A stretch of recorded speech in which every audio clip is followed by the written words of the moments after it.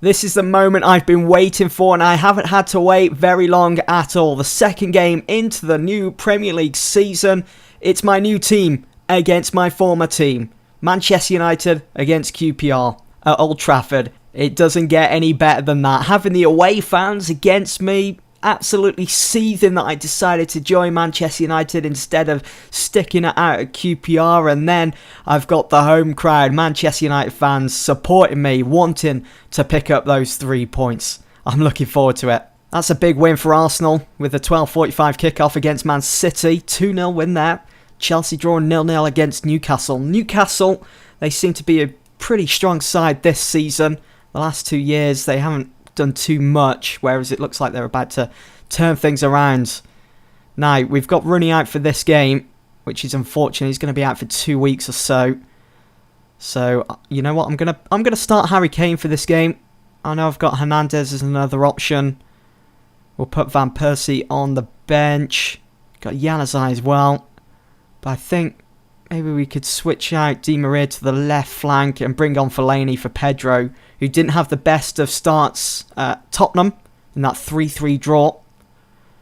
Switch that to support ball-winning midfielder, as he was in my FM14 career. He played that role perfectly. Now, Harry Kane, you're best used as a target man in support.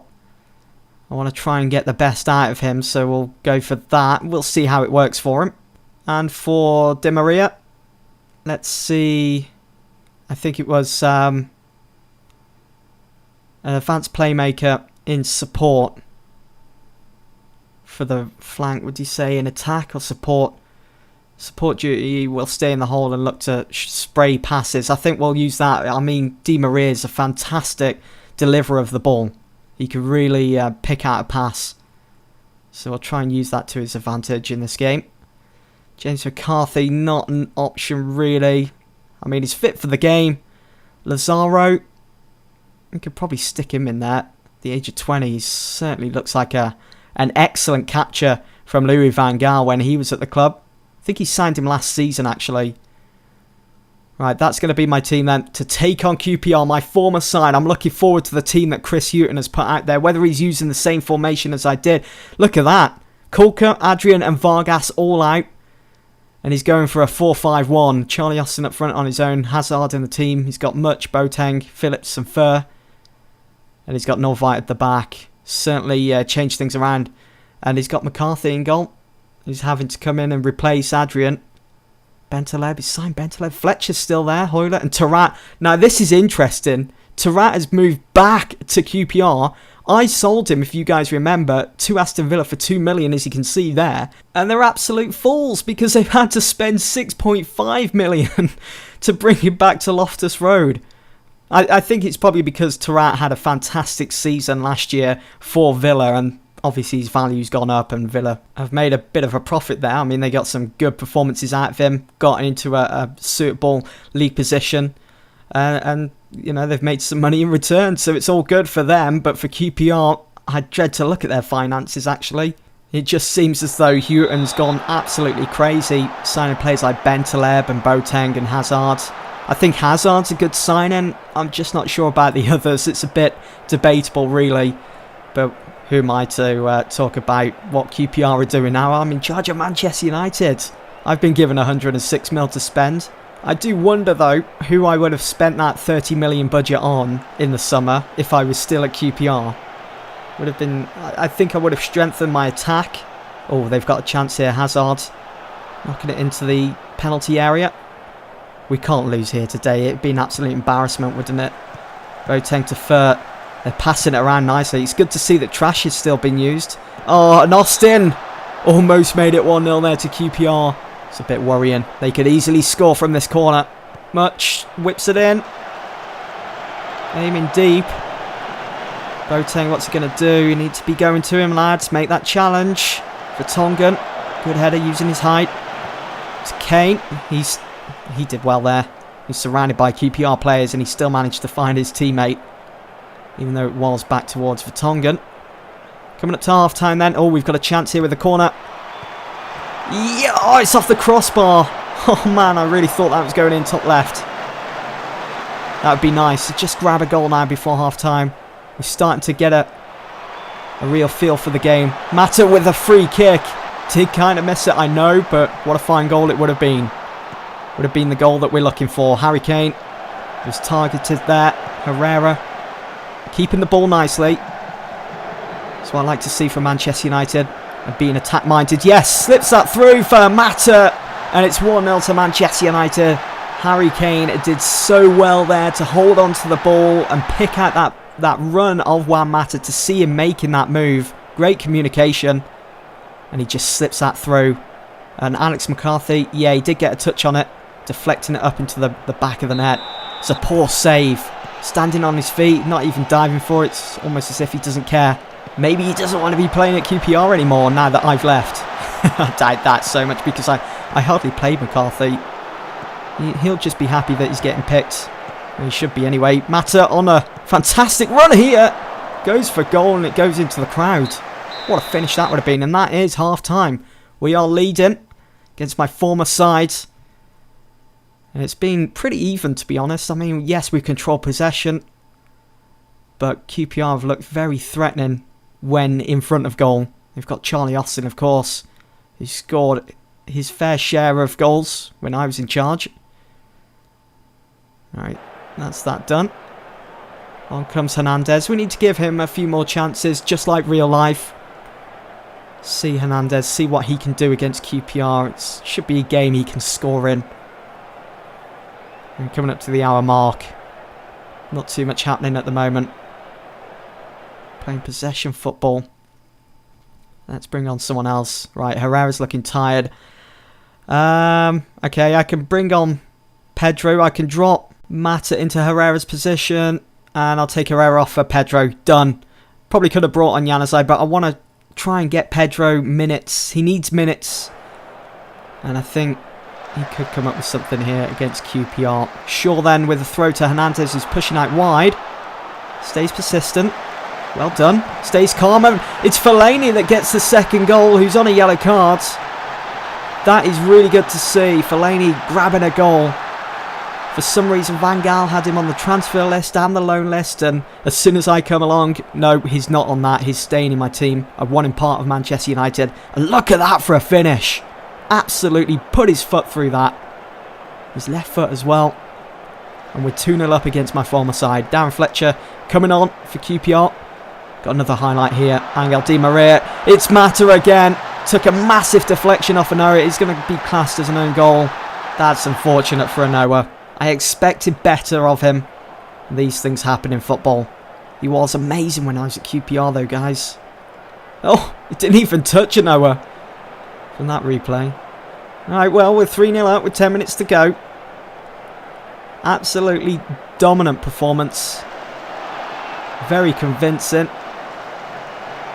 And is Di Maria okay after that? Yeah. Christian Trash on a yellow card. Nothing changes there. Just a minute added on. And that's it. A good... Oh, we got a free kick. Mata whips it in. Blind to collect it. Jones got another chance maybe to make it 4. No. 3-0 the final score then against QPR. Very, very good performance from the team. We stayed strong. And I did kind of expect a little better from QPR. Look at that, 58%. We had 7 shots on target. And we are up into second with 4 points to our name. Everton flying high there. The early stages of the season. After they beat Burnley 1-0 earlier in the day.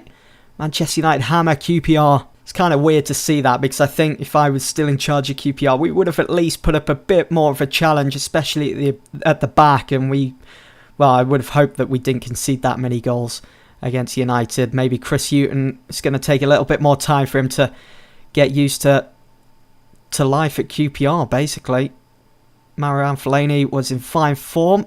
He had a solid game. I hope it continues. He must be pleased with Mata's performance. Oh, he was. He was sensational, Mata. Almost could have had 2 goals to his name. Just unfortunate that second goal wasn't his. Wilmot spotted at Old Trafford. The Belgian manager probably keeping an eye on Fellaini and Januzaj. Januzaj didn't even come on. He stayed on that bench. We've got Liverpool next in the Premier League at Anfield. What a game that's going to be. Let's have a look at Rodgers' team. And he hasn't really strengthened it that much. He's still got Sterling and Balotelli. He hasn't really bought that many players. Alex Song, Ben Davis. No, I wouldn't say he's spent very well. Would you? Would you guys say that Brendan Rodgers has spent well there at Liverpool after 3 seasons in? I know they haven't finished well in the league. They've lost their fair share of games, but you would have thought that they would have gone after better players, maybe? I'm not sure. Let me know what you think in the comments below.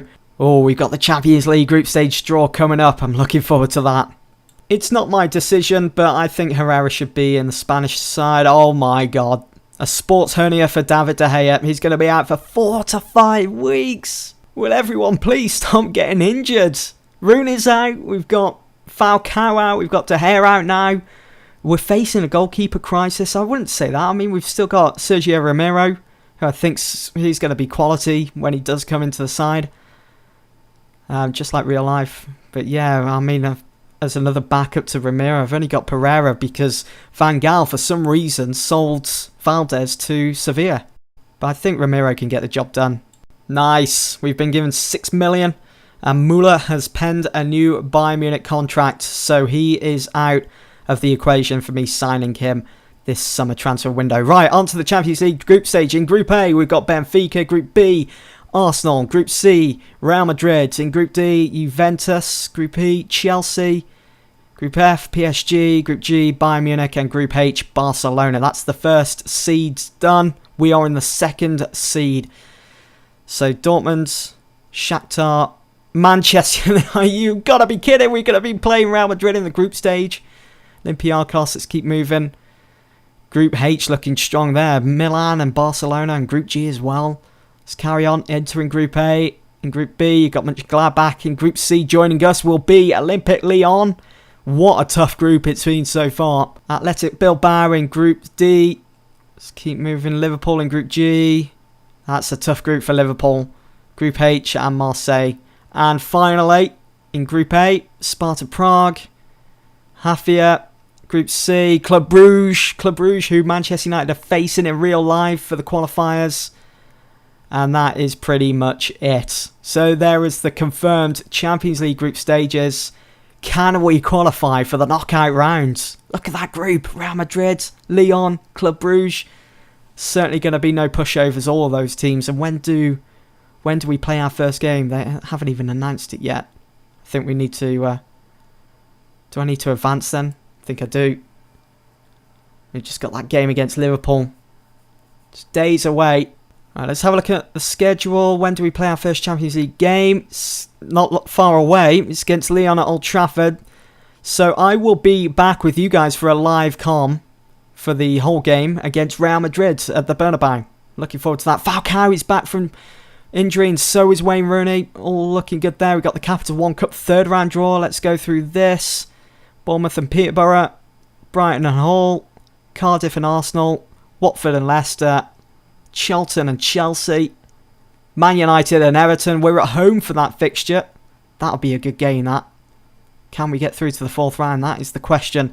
So I'm going to go on and play this game against Liverpool. Hey, look, it's Scholesy. Recalls the Northwest Derby. He's at Reading as a coach. Can I sign him? Oh, can't sign him. He doesn't want to enter into discussions. That's unfortunate, that. And it brings back memories from last year when I did my FM14 save with United. I signed the class of 92 as coaches, and we went on a rampage in the league and across all other competitions. Anyway, guys, that is it for this episode. Hope you've enjoyed. Do stay tuned for the next one, because I will be playing that second game in the group stages of the Champions League against Real Madrid, and also going through the previous results against the likes of Liverpool. I'll see you there. Thanks for watching.